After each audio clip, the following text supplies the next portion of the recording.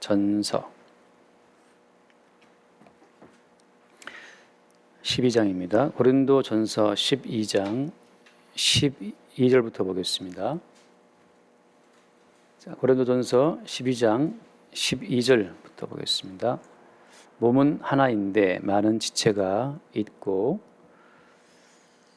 몸의 지체가 많으나 한 몸임과 같이 그리스도도 그러하니라. 우리가 유대인이나 헬라인이나 종이나 자유인이나 다 한 성령으로 세례를 받아 한 몸이 되었고 또 다 한 성령을 마시게 하셨느니라. 몸은 한 지체뿐만 아니요 여럿이니 만일 발이 이르되 나는 손이 아니니 몸에 붙지 아니하였다 할지라도 이로써 몸에 붙지 아니한 것이 아니요 또 귀가 이르되 나는 눈이 아니니 몸에 붙지 아니하였다 할지라도 이로써 몸에 붙지 아니한 것이 아니니 만일 온 몸이 눈이면 듣는 곳은 어디며 온 몸이 듣는 곳이면 냄새 맡는 곳은 어디냐. 아멘. 여기까지 보겠습니다. 우리가 은사를 생각할 때 개인적인 것이 아니라고 지난주에 말씀을 드렸습니다. 은사는 우리가 소유할 수 있는 것이 아니에요. 은사가 우리의 몸에 들어와서 뭔가 우리의 몸에 이 삽입된 그 은사가 우리를 어떤 슈퍼맨처럼 그런 능력을 발휘하게 한 그런 게 아니라는 거죠. 은사는 오히려 성령께서 우리의 몸을 통해서 성령 자신을 나타내시는 겁니다. 그러니까 성도의 몸은 어떤 은사의 도구, 은사의 통로로 사실 쓰이고 있는 거예요. 그러니까 우리가 무슨 은사를 받았다, 내가 무슨 은사가 있다, 그렇게 말하는 그 모든 말이 사실은 무지하거나 아니면 엉터리 어떤 그 영을 받아서 나오는 그런 말들이 되는 거죠. 근데 이제 은사가 나타나게 되면 그 은사는 한 성령께서, 그죠? 한 성령께서 각 지체를 통해서 성도를 통해서 나타내시는 것이기 때문에 그 한 성령 안에서 각 지체 모든 성도들은 하나의 몸으로 나타나게 돼 있어요. 그러니까 그 은사가 드러날 때 성도는 자기 자신의 어떤 주체성을 고유한 자기의 개인적인 어떤 개성을 드러낼 수가 없습니다. 그래서 늘 예로 드리는 말씀이 어떤 말씀이에요? 베드로와 요한이 그 안진뱅이를 고친 다음에 했던 말, 우리 개인의 경건과 권능으로 이 사람을 낫게 한 것처럼 왜 우리를 주목하느냐, 그렇게 말하죠. 베드로가 그 말은 뭡니까? 베드로 나의 개인적인 경건과 권능으로 이 안진뱅이를 낫게 한 것이 아니고 그리스도 예수의 이름, 사실 보이지 않거든요. 보이지 않는데 베드로는 주장하죠. 그리스도 예수의 이름이 낫게 했다. 그 말은 무슨 말입니까? 베드로는 병 고치는 은사가 베드로를 통해서 이렇게 나타날 때 그때 이미 베드로는 알고 있어요. 이것은 내 것이 아니고 나를 통해 다른 영이 성령께서 역사했다는 사실을 베드로가 알고 있는 거죠. 그러니까 은사를 받아서 그 은사의 통로로 쓰임 받는 사람들은 알게 되어 있습니다. 뭘 안다는 거죠? 이 능력의 실체가 내가 아니라 주님이라는 사실을 알고 있고 그 사실을 증거할 수밖에 없어요. 그런데 우리가 이제 마태복음 7장 말씀처럼 우리가 주의 이름으로 귀신을 쫓고 우리가 주의 이름으로 뭐 권능을 행했다라고 말할 때 그들은 뭘 말하고 있는 겁니까? 베드로의 말과의 선명한 차이점이 있죠. 베드로는 우리가 한 것이 아니고 주가 했다라고 말을 하고 마태복음 7장에 나와 있는 그들은 우리 주여 우리가 주의 이름으로 우리들이 했다고 이제 말한단 말이죠. 그런 차를 통해서 확실히 알 수 있습니다. 오늘 말씀에는 12절에 몸이 하나라고 하고 있어요. 몸은 하나인데 많은 지체가 있다. 또 몸의 지체가 많지만 한 몸과 같다. 이거 누가 모릅니까? 몸은 몸뚱이 하나지만 우리가 팔, 다리 뭐 다 그죠? 이 사지 육신을 다 통틀어서 우리가 몸이라고 하잖아요. 당연한 말이죠. 몸은 하나고 지체는 많죠. 손가락도 여리고 발가락도 여리고 그리고 눈도 있고 코도 있고 다 많단 말이지. 그 당연한 말이지만 그 말을 지금 사도가 하고 있는 이유는 뭐 때문이에요? 그 12절 끝에 있는 말씀이죠. 그리스도도 그렇다는 거죠. 그리스도도 역시 한 몸이라는 거예요. 그리스도도 한 몸이고 그 한 몸에 많은 지체가 있다는 겁니다. 사람의 몸이라고 하는 것은 창세기 1장에 뭐라고 되어 있습니까? 하나님이 사람의 몸을 창조하실 때 하나님의 형상과 모양대로 지었다고 말씀하고 있잖아요.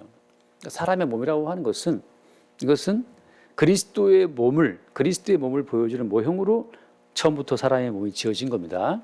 자, 똑같은 팔다리 이런 걸 말하는 것이 아니고 몸과 지체와의 관계라는 점에서 그렇다는 거예요. 몸과 지체와의 관계를 통해서 그리스도와 연합된 지체의 어떤 관계를 하나님께서 설명하고 있다는 거죠. 우리의 몸에다가 그 비밀을 담아 놓으신 겁니다. 그러니까 지금 그런 말씀 하신잖아요. 가끔씩 들을 귀가 있는 자는 들으라 그러거든요. 귀 다 있잖아요. 다 귀 있는데. 근데 이 육신의 귀를 말하는 게 아니에요. 무슨 귀를 말하는 거예요, 그때는? 그리스도 예수와 한 몸 된 그리스도 예수의 몸에서의 귀를 말하는 겁니다. 성도 가운데서 그리스도 예수와 한 몸 되어서 그 예수와 한 몸 된 그 지체를 구성하고 있는 지체들은, 근데 여기 말씀처럼 귀가 이르되 나는 눈이 아느니 몸에 붙지 아니하다 할지라도 그렇게 말하는 것처럼 어떤 그리스도의 몸 가운데 귀라면 그 귀가 있느냐가 물어보는 거죠. 자, 귀 있는 자는 들을지어다라고 말씀할 때, 야, 너희들이 그리스도의 몸, 나의 몸에 연합되어서 내 몸의 귀처럼 내가 하는 그 모든 말을 들을 수 있냐라고 물어보는 거예요. 또 신명기에 말씀하시는 것처럼 내가 오늘 너희들에게 듣는 귀, 보는 눈 말씀하시잖아요. 듣는 귀와 보는 눈을 안 줬다고 말씀하시거든요. 주님께서 듣는 귀와 보는 눈을 주시지 않으면 우리 들을 수 없고 볼 수 없어요. 왜냐하면 그리스도라고 하는 이 몸은 사람 눈에 보입니까? 안 보입니까? 이게 안 보이는 게 문제죠. 베드로와 요한이 안진병이를 고쳤다. 그 현장에서 보이는 것은 베드로의 육신, 그 앞에서 안진병이었다가 일어나게 된 그 안진병의 육신, 옆에 서 있는 요한 밖에 안 보이죠. 거기 어디 그리스도가 있습니까? 베드로는 말하죠. 내가 한 것이 아니다. 누가 있는데? 주의 이름이 했다. 주의 이름이 어디 있어요? 주의 이름이 뭐냐? 그리스도의 몸, 그리스도의 몸의 지체의 한 부분으로서 베드로가 병고침의 은사를 행사한 겁니다. 그러니까 베드로는 이미 그리스도의 몸에 붙어 있기 때문에 자기 자신을 하나의 주체로, 하나의 개체로 인지하지 않고 있는 거예요. 여러분, 성도가 그리스도의 몸의 지체로 연합되어 있다면 성도는 개체로서 자기 자신을 놔버립니다. 내가 책임을 지고 내가 감당해야 될 내 인생의 짐이나 내가 반드시 해결해야 될 어떤 문제나 그런 건 없어요. 왜? 개체로서의 성도는 죽고 그리스도 예수의 몸의 지체의 한 부분으로 연합했기 때문에. 그게 이제 그리스도 예수의 몸의 신비라고 하는 거죠. 그러니까 지금 말하자면 그 이제 몸의 신비는 뒤에 그 다음 절 말씀 나오지만 이게 성령으로 말미암아서 예수의 몸과 하나가 안 된 사람들은 사실은 성경을 봐도 성경을 보는 눈이 없기 때문에 그냥 까만 글씨고 흰 건 종이에요. 그걸 볼 수 있는 것은 뭡니까? 개체로서의 자기 몸 위주로 이 말씀 어떻게 지켜야 되는 것인가?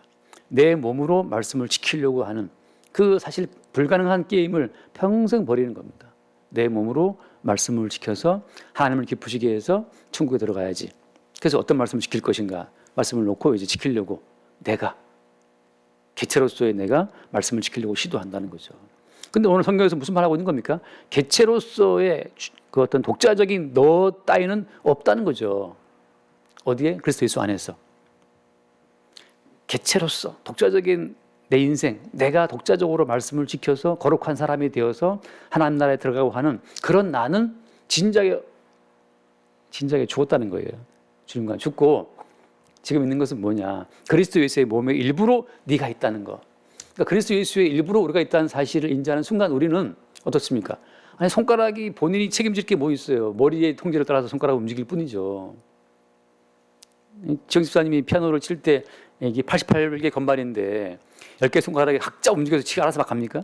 아니, 머리에 어떤 지시 받아서 지금 움직이는 거잖아요. 그죠? 그래서 이 말하자면 피아노를 많이 친 사람들은 이 데네피셀 가운데에서 손과 연관된 부분이 더 두터워진다는 거 아니에요. 그 신경망이 뉴런이 더 많아져서. 뉴욕의 택시 기자들은 그 뉴욕의 복잡한 도시를 운전하다 보니까 항상 그 데네피젤의 그 공간 지리적인 감각 그 부분을 감당하는 그 이 뇌의 데네피젤이 두꺼워진다는 거 아니에요. 결국 머리의 통제를 따라 계속 몸이 움직이는 거예요, 사실은. 축구 선수들은 그 신체 기능 가운데 그 부분을 또 이렇게 뛰어나게 되고, 영어를 배우면 영어 담당하는 또 부분이 또 이렇게 뛰어나고, 치매 예방하기 위해서 언어를 배우러 하잖아요. 언어 배우고, 피아노도 배우러 하더라고, 피아노도 배우고. 그래서 손가락이 독자적인 생각이 없어요. 성도가 누구냐? 성도는 그리스도 예수의 머리됨에 붙어 있는, 그리스도 예수의 몸에 붙어 있는 지체이기 때문에 성도는 자기 인생에 대해서, 자기의 미래에 대해서 사실은 고민할 것이 없습니다. 어떻게 구원받는가? 그걸 왜 걱정을 네가 왜 해요? 구원자이신 주님께서 알아서 하시는 거지, 말하자면. 그러니까 성경에서 말한 것처럼 죄사함 받으려고, 구원 받으려고, 말씀을 깨달으려고 이 모든 것이 사실은 다 엉터리예요. 잠깐 말씀 읽고 마가복음 공부할 때 했던 이야기인데, 마가복음 이건 주지 않은 말씀이지만 한번 읽어봅시다. 마가복음 4장에 보면, 마가복음 4장 11절 말씀에, 마가복음 4장 11절, 12절 말씀 봅시다. 그 이제 이 씨 뿌리는 비유를 말씀하시면서 왜 그 비유로 말씀하시느냐라고 제자들이 물어보거든요. 그때 예수님 답변이 그거예요. 11절에 이르시되 하나님 나라의 비밀을 너희에게는 주었으나 외인에게는 모든 것을 비유로 하나니. 12절 이는 그들로 보기는 보아도 알지 못하며 듣기는 들어도 깨닫지 못하게 하여 돌이켜 죄사함을 얻지 못하게 하려 함이라 하시고. 자, 이게 참 놀랍지 않습니까? 보기는 봐도 알지 못하게, 듣기는 들어도 깨닫지 못하게 하려고 지금, 심지어 어때요? 죄사함 얻지 못하게 하려고 비유로 말씀하신다는 거예요. 이게 얼마나 기막힌 말씀입니까? 예수님께서 죄사함 얻지 못하게 하려고 지금 비유로 말씀하시는데 왜 굳이 죄사함 얻으려고 그렇게 애를 쓰냐 말이죠. 왜 구태여 말씀을 깨달으려고 그렇게 애를 써요? 깨닫지 못하게 하시려고 지금 하시는 건데, 제가 늘 드리는 말씀처럼 성경을 해석하려고 하지 말아라. 성경을 왜 해석하려고 합니까? 왜 알고 싶어 하는 거예요? 왜? 자기 개체적인 자기 몸, 자기 머리로 성경을 알고 깨닫고 들어서 그대로 어떻게 행동해가지고서 보다도 나를, 맞죠? 말씀을 아는 나로 무장하고 성숙시켜서 하나님 나라에 들어가 보려고 지금 시도한다는 거죠. 그러나 독자적인 몸, 개체적인 몸은 다 지옥으로 버림받습니다. 그리스도의 몸만 구원받아요. 그리스도의 몸에 붙어있는 지체들은 그리스도의 몸에 붙어있는 지체로서 구원받는 거죠. 하나님이 구원하시는 유일한 대상은 그리스도밖에 없습니다. 그래서 하나님은 그리스도 예수만 구원하세요. 그럼 나는 어떻게 되는 거야? 그건 나, 너, 그건 다 버림받는 것이고 그리스도의 몸에 붙어있는 지체로서 우리는 구원되는 거죠. 베드로가 병자를 고치는 엄청난 일을 행하고 나서도 하는 말이 너무나 태연하게 하는 말이죠. 나의 개인적인 경건으로 낫게 한 게 아니다. 주의 이름이 했다. 그리스도 예수의 머리됨에 통치를 받아서 움직이는 한 손가락처럼 말이죠. 피아노 연주를 끝내주게 했던 어떤 연주자한테 쫓아서 우리가 그 손가락 붙잡고 막 엄지손가락 대단하다, 새끼에 대단하다 이렇게 그 손가락 칭찬하지 않잖아요. 누구를 칭찬하는 겁니까? 그 연주자를 칭찬하죠. 물론 어떤 강수진 그 발가락 보여주는 사진은 있더라고. 그 무용가 있잖아요. 발레리나가. 성경은 해석하는 것이 아니고 살아있고 항상 있는 그 말씀이 우리 가운데 들어와서 우리를 죽이고 우리를 그의 지체의 한 부분으로 연합을 시키는 겁니다. 그래서 말씀은 어느 날 정말 비수처럼 우리 가운데 꽂혀오는 거예요. 성경을 100번, 1000번 보면 이게 깨달아지겠습니까? 그렇지 않다는 거죠. 그래서 주님께서 외인과 너희를 딱 분별을 해서 외인에게는 무조건 비유로, 왜? 그들로 하여금 봐도 알지 못하게, 들어도 깨닫지 못하게, 아예 죄사함 받지 못하게, 그렇게 주님께서 작정을 하고 지금 모든 이 이야기를 풀어 가시는 겁니다.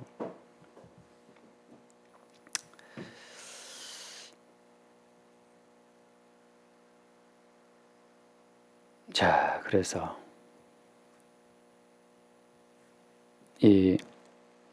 다시 말씀 본문 돌아와서 몸은 하나라 많은 지체가 있다. 그래서 그렇다면 그 그리스도의 몸이라고 하는 것이 도대체 어떻게 우리 가운데 나타나는가? 어떻게 그리스도의 몸으로 구현되는 겁니까? 그 13절 말씀, 13절. 우리가 유대인이나 헬라인이나 종이나 자유인이나 다 한 성령으로 세례를 받아 한 몸이 되었고 또 다 한 성령을 마시게 하셨느니라. 한 성령으로 세례를 받아 어떻게 했다? 한 몸이 되겠다라고 하잖아요. 어떻게 한 몸 되는 겁니까? 어떻게 한 몸이 되는 거예요? 한 성령으로 세례를 받아야 된다는 거죠. 아니, 된다라기보다도 그런 원리로, 그런 방식으로 주님께서는 성령으로 세례를 받아서 한 몸이 되게 하는 그 방식으로 자기 백성들을 한 몸 되게 하시는 겁니다. 또 다 한 성령을 마시게 하셨다. 자, 그럼 어떻게 한 성령으로 세례를 받게 했는가? 어떻게 한 몸이 구성되었는가? 이 한 몸이 세워지는 그 어떤 과정을 우리가 한번 추적을 해봐야 되는 거예요. 어떻게 한 성령으로 우리 모두를 세례 가운데 묶어서 한 몸이 되게 하시는가를 우리가 봐야 된다는 거죠. 제가 말씀드렸다. 마태복음 3장 첫 번째 어떤 그 시발점이라고 하는 것은 예수 그리스도의 세례로부터 시작되는 겁니다. 마태복음 3장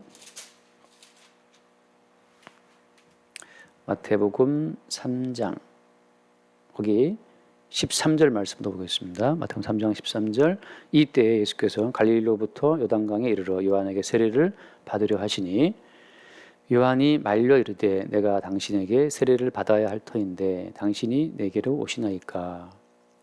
그럼 세례 요한이 왜 세례를 베푼 겁니까? 세례의 그 의미는 뭐예요? 세례의 의미는 한마디로 회개의 세례를 전파한 건데, 세례 요한이 그 회개의 세례를 전파한다고 할 때 제가 어떻게 회개를 설명했습니까? 회개라고 하는 것은 우리를 어떤 고치는 것이 아니라고 했죠. 아침에 잠깐 제가 어떤 그 카톡 어떤 사람 그 푸사를 보다 보니까 재밌는 걸 봤어요. 뭐 이렇게 사람은 고쳐 쓰는 것이 아니라 그렇게 해놨더라고.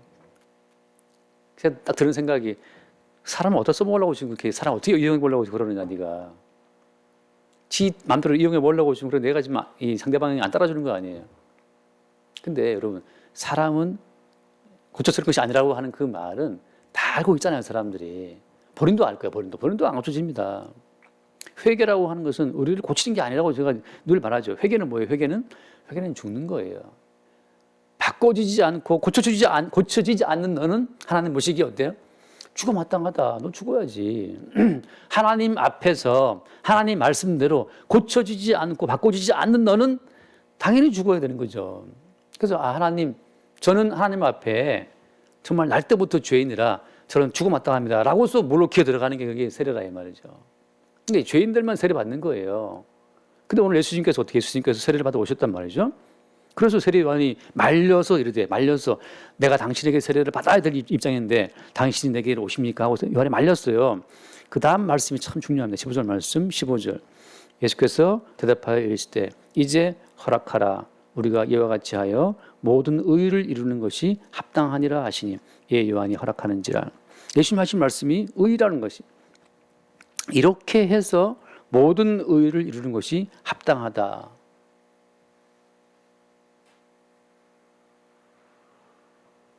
하나님의 의라고 하는 것은, 죄인은 어떻게 되는 거예요? 죄인은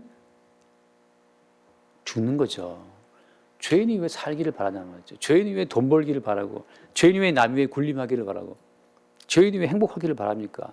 죄인은 감옥에 들어가서 얌전히 죽어야 그게 죄인이지. 주제를 모르고 본수를 모르고 죄인은 주제에 난 행복하기를 원한다고 하면 그게 하나님 보시기에 넌 참 정말 죽어마땅한 죄인이 맞구나. 한 번 더 확인하고 죽이시는 거죠.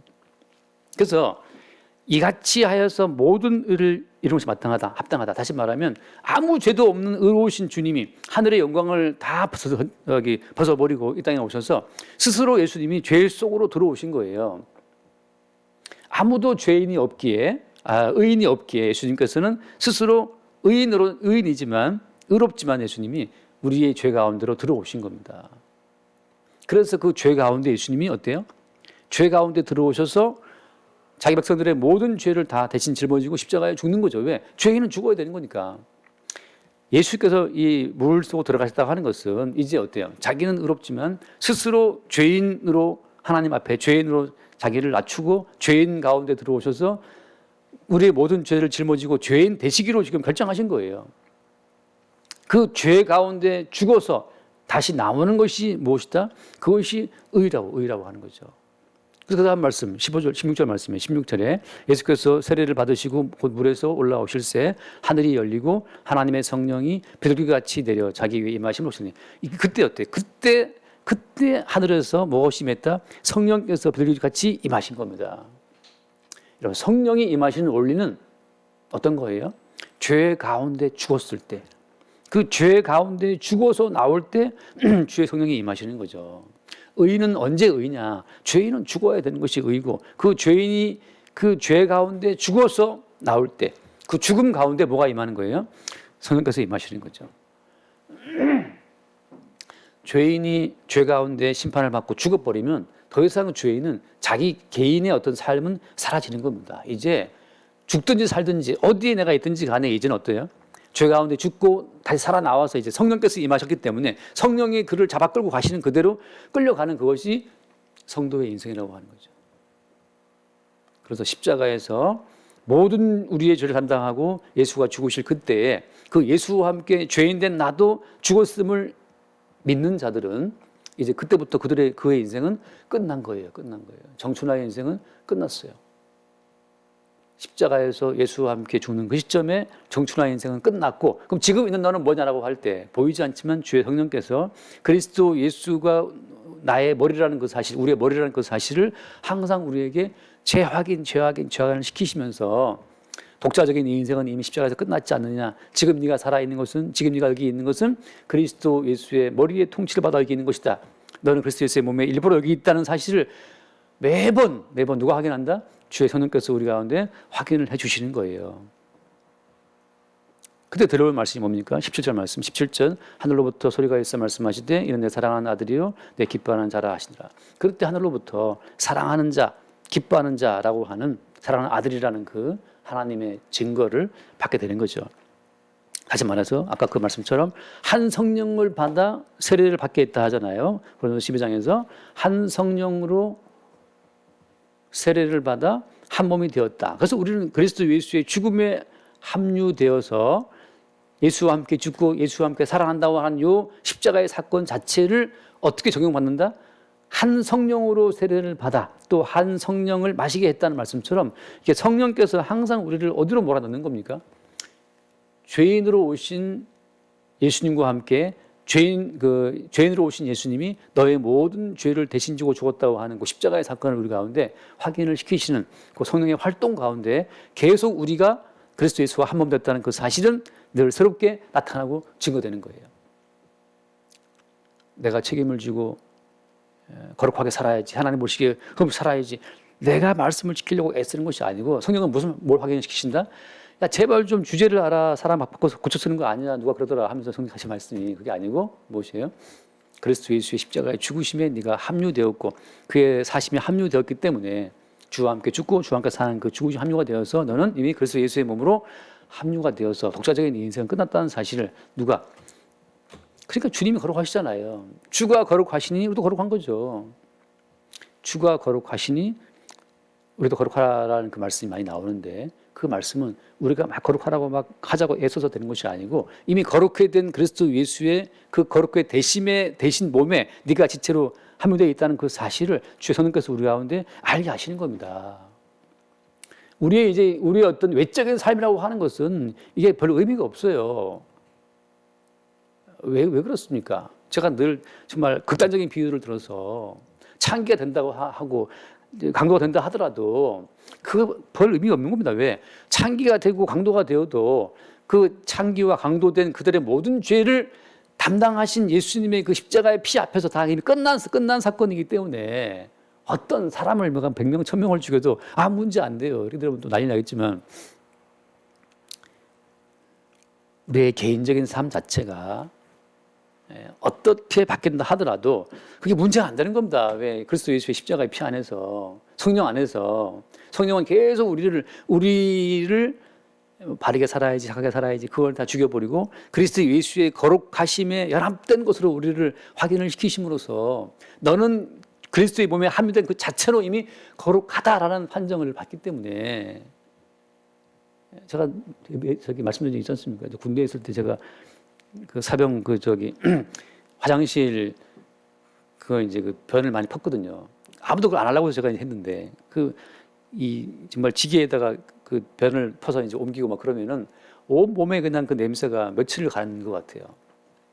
가면 병사들이 다 피해요. 근처에 오질 않아요. 한 2, 3일 동안. 근데 그 변을 푸고 옮기는 과정에서 근데 손에 이 변이 묻었다고 해서 제가 이 손을 잘라버리냐고요? 아니라니까요. 그리스도의 몸에 합류가 된 지체의 경우에 강도든 살인자든 간에 절대 그걸 잘라버리지 않고 어떻게 해요? 씻죠. 씻어주죠. 몸의 일부기 때문에. 독자적으로 우리가 거룩하다. 바깥에 있는 몸이 아무리 하얗고 곱고 희어도 내 손이 아니면 내 손 아니잖아요. 그거는.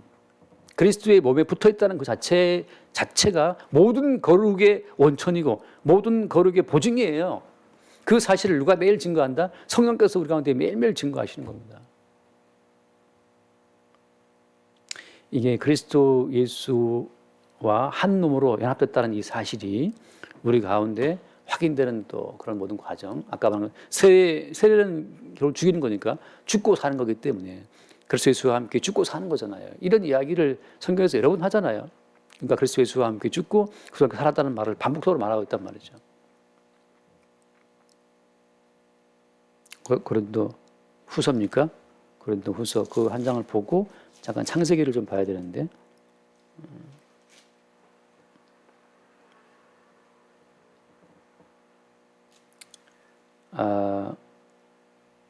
로마서를 봅시다. 로마서.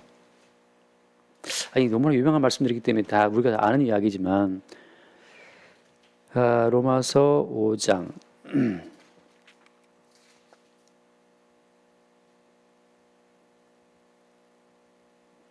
몇 절을 볼까요?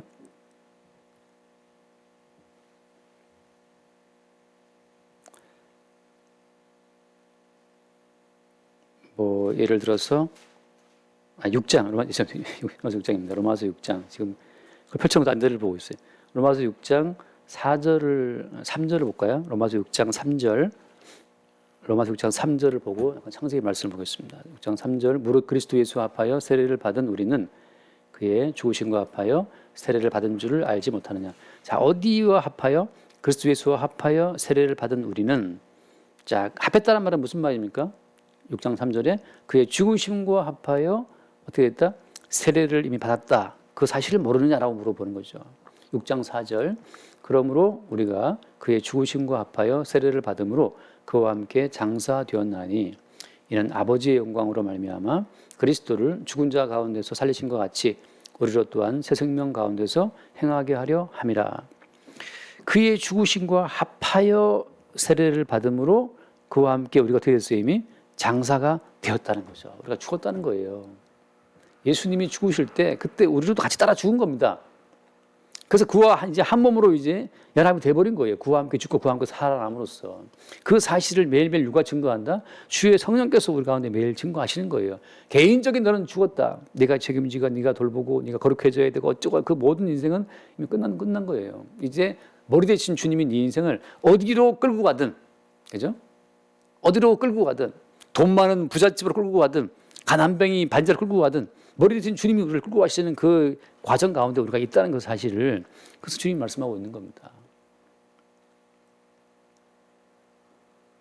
저는 예전에 그 창세기를 볼 때 창세기 23장 말씀 23장 그게 너무 좀 새로웠어요. 너무 새로워서 나도 꼭 땅을 사야지 그렇게 마음먹었던 첫 번째 저에게 땅을 사려고 마음먹게 했던 첫 번째 말씀이 그 말씀 창세기 23장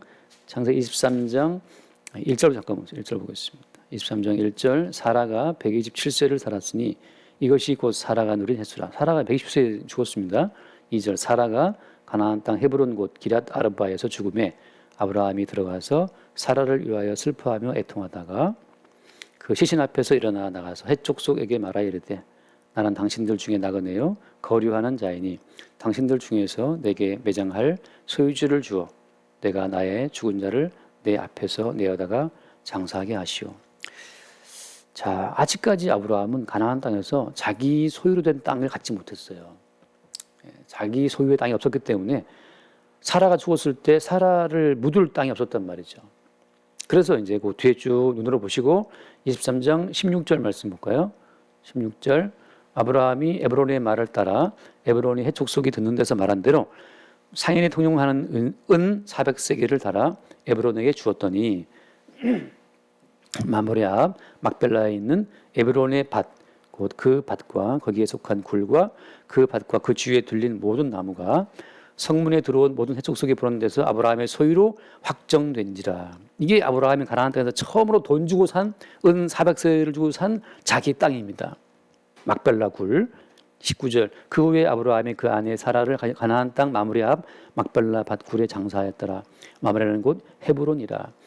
헤브론에 그래서 20절 그 다음 이와 같이 그 밭과 거기에 속한 굴이 해촉속으로부터 아브라함이 매장할 소유지로 확정되었더라. 처음으로 아브라함이 가나안 땅에서 돈 주고 산 그 땅이 헤브론 땅이고, 특히 여기 막벨라 굴 이 땅을 사서 아브라함이 돈 주고 그 땅을 산 첫 번째 그 목적이 뭐 때문이에요? 사라의 매장지, 사라의 무덤으로 그 땅을 산 겁니다. 제가 이제 이 말씀 보면서 야, 아브라함도 이게 매장지로 땅을 샀구나. 그래서 나도 어디 저 경기도 용인에 살까 어디 가서 좀 그 무덤을 사야겠다 생각을 처음 했던 곳이 이 말씀이에요. 물론 지금도 땅이 없죠. 땅이 없는데 죽으면 어디 묻혀야 되는, 어디 저 낙골 땅에 묻혀야 되는지 모르겠지만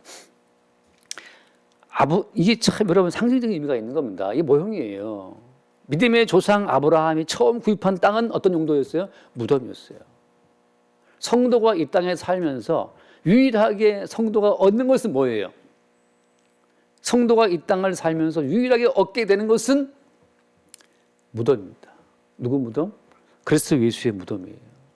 그리스도 예수와 함께 그 죽는 그 무덤을 내가 가져야 주와 함께 죽는 겁니다. 주와 함께 죽고 다시 그 어떻게 무덤 다시 살아나오는 거죠. 같은 예수와 같은 무덤을 쓰는 그것이 모든 성도의 이 땅에서 갖게 될 유일한 성도의 기쁨이고 소유지는 주와 함께 죽는 무덤입니다. 주와 함께 죽는 무덤.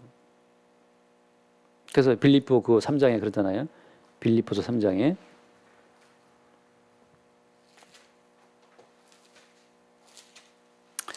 빌립보 3장 몇 절이 7절 말씀 드릴게요. 7절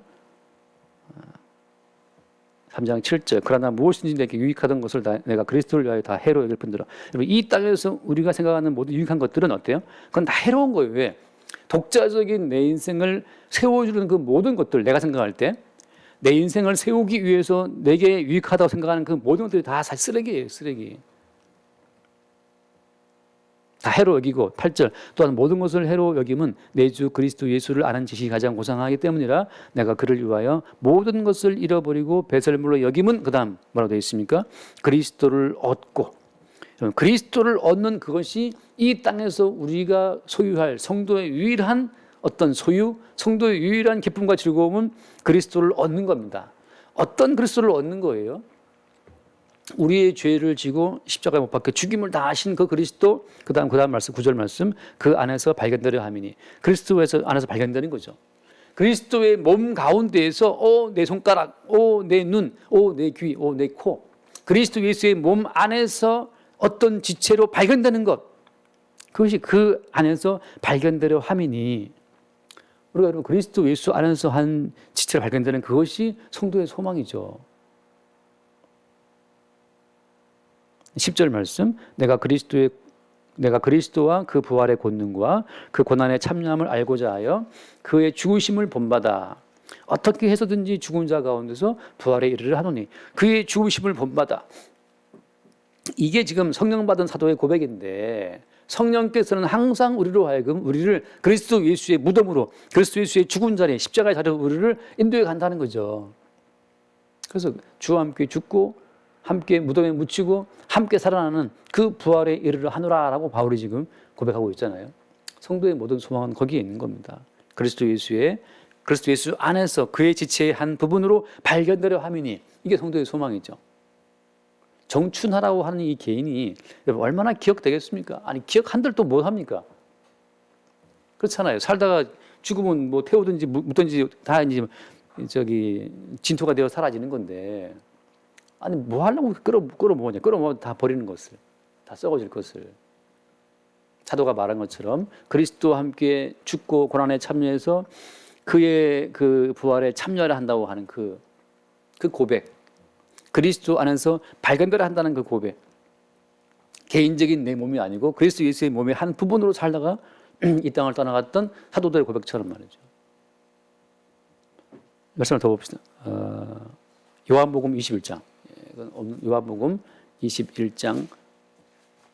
요한복음 21장에 보면 개체가 죽고 그리스도 예수의 지체로 발견되고 연합된 어떤 그 성도의 삶이 어떻다는 것을 미리 보여주는 하나의 말씀이 있죠. 요한복음 21장 21절, 22절 어디 갔죠? 남이 내게 띠띠고 어쩌고 하는 게 18절 말씀입니다. 18절 요한복음 21장 18절 말씀 보면 내가 진실로 진실로 내게 이르노니 네가 젊어서는 스스로 띠띠고 온난한 곳으로 다녔거니와. 이게 이제 베드로의 개체예요. 자기가 주체가 되어서 인생을 살아온 어부로서의 나, 장모를 모시고 살아가는 나, 아내가 있는 나, 뭐 아들이 있는 나, 뭐 나대고 뭐 좀 설치는 나, 그 여러 가지 나가 있죠. 젊어서는 스스로 띠띠고 온난한 곳으로 다녔지만 늙어서는 내 팔을 벌리리니 남이 내게 띠띠우고 원하지 아니하는 곳을 데려가리라. 이게 그리스도 예수의 지체로 연합된 그 이후에는 어떻습니까? 그리스도 예수의 몸의 일부이기 때문에 주께서 베드로를 움직이시는 그 자리에 그가 있는 거죠. 그래서 어떻습니까? 어떻게 나타나는 거예요? 남이 내게 띠띠우고, 자, 눈에 보이는 건 누구예요? 눈에 보이는 건 다른 타인, 그 타인들이 나를 지금 띠를 띠우고 그 타인들이 원하지 아니하는 곳으로 데려갈 것이다. 시어머니가 어떤 뭐 손님이 뭐 어떤 뭐 시아버지가 뭐 내 친구가 뭐 주변에 어떤 직장 동료가 그들이 우리에게 어떤 띠를 띄워 어떤 가스라이팅을 해 하고 이제 우리를 원창에서 데려간다는 거죠. 그런데 어때? 그런데 성도는 뭘 보는 겁니까? 눈에 보이는 그 어떤 대상을 넘어서 보이지 않는 주님의 몸에 연합되어 있기 때문에 지금 보이지 않는 그 주님이 나를 옮기시는 과정이라고 하는 것으로 이 모든 상황을 봐야 된다고 하는 거죠. 내 가게에 오는 손님, 그건 남이 내게 띠우는 건데 주님이 보내시는 겁니다. 이 사실을 우리가 알아야 돼요. 내게 남편이 있다, 아내가 있다, 자식들이 있다.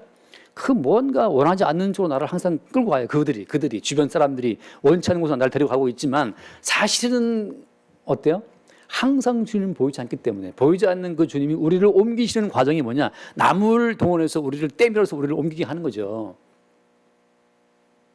베드로는 그걸 알기 때문에 나의 개인의 경건과 권능으로 이 안지명회를 낳게 한 것이 아니다.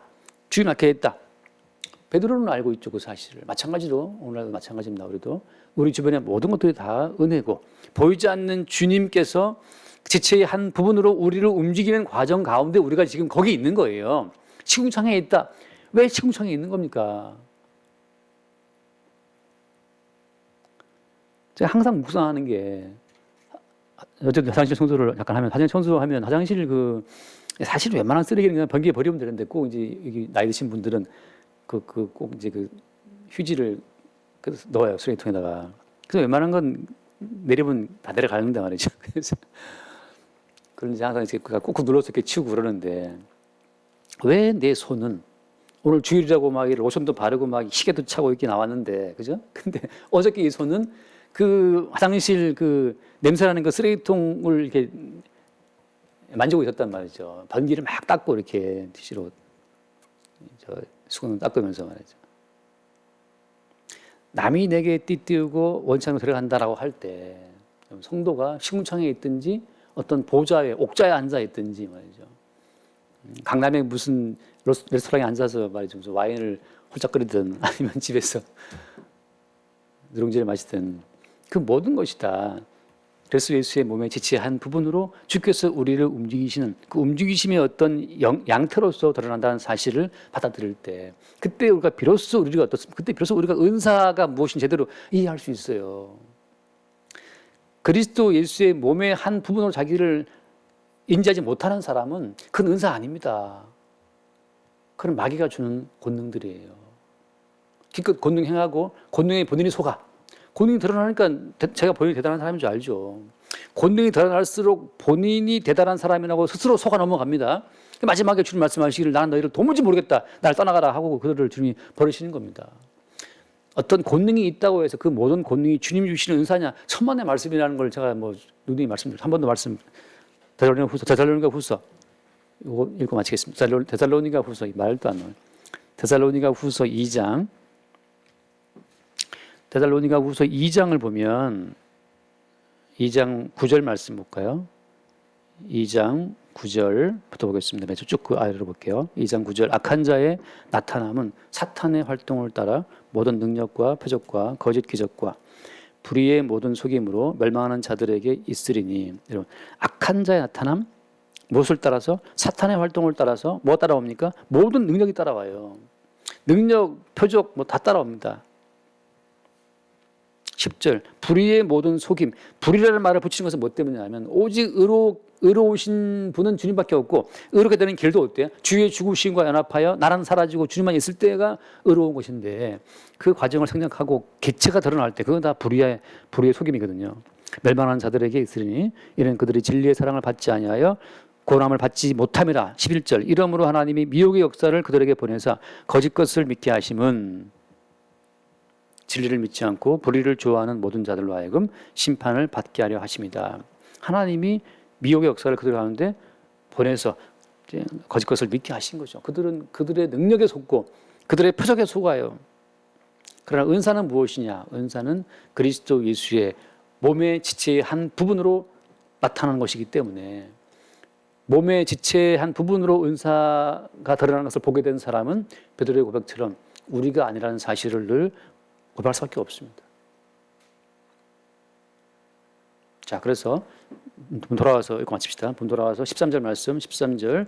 우리가 유대인이나 헬라인이나 종이나 자유인이나 모든 인간적인 구별을 다 없애는 거예요. 유대인, 헬라인, 혈통으로 인한 구별 그것도 의미 없어요.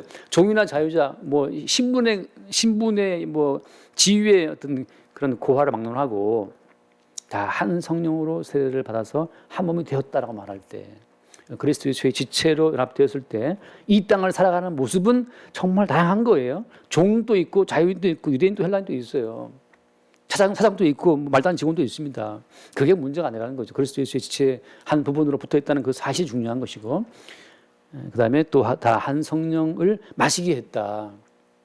여러분 우리는 날마다 성령 안에서 매 순간 개체로서의 내가 십자가에서 죽임당하는 그 자기 부인의 사건이 성령으로 말미암아서 우리 가운데 재발생되는 겁니다. 한 성령을 마시게 했다. 성령 안에서 우리가 매 순간마다 개체로서의 내가 죽임을 당하고 그리스도 예수의 지체의 한 부분으로 새롭게 태어나는 그 모든 과정이 성도의 삶 가운데 반복되는 거예요. 그래서 말씀 한번 읽고 마칩시다. 15장 그 뒤에 말씀 고린도서 15장 31절 말씀 볼까요? 고린도서 15장 31절. 형제들아 내가 그리스도 예수 우리 주 안에서 가진 바 너희에 대한 나의 자랑을 두고 단언하노니 나는 날마다 죽노라. 사도 바울이 매일 죽는다고 고백하는 그 이유는 뭐 때문이에요? 날마다 성령의 역사로 말미암아서 주와 함께 이미 죽었다는 그 사실을 매일매일 새롭게 확인, 통보 또 죄악임 받는 겁니다. 죄악임 받으면서 뭐가 죽는 거예요? 옛사람, 개체로서의 사도, 개체로서의 그 바울이 매일매일 죽어나가는 거죠. 나는 왜 이렇게 살아야 돼? 나 왜 이렇게 힘들어야 돼? 그거 매일 죽어나가는 겁니다. 왜? 주께서 있게 하신 자리에 있는 건데 내가 뭐라고 또 내 자리를 스스로 평가하고 나는 이래 살아야 저래 살아야 돼 스스로 생각이 갖고 있냔 말이죠. 그 모든 걸 잘라내고 죽여버리는 역사가 성령 가운데 우리 가운데 나타날 때 그때 우리가 한 성령을 마시게 하셨다는 그 말씀이 우리 가운데 늘 적용이 되는 겁니다. 날마다 더 이상 성도는 끝났어요. 이제 인생 종쳤습니다. 그리스도의 지체로서 인생을 살아가면서 옛사람은 항상 매일매일 십자가의 사건을 재확인 받으면서 다시 한번 십자가의 사건을 증거하는 증인으로 살아가게 되는 거죠. 기도하겠습니다. 주님 감사합니다. 은사 이전에 그리스도 예수와 한 몸으로 우리를 세우시는 성령의 역사를 늘 새롭게 발견하게 하여 주옵소서. 우리 주 예수 이름을 기도드립니다. 아멘.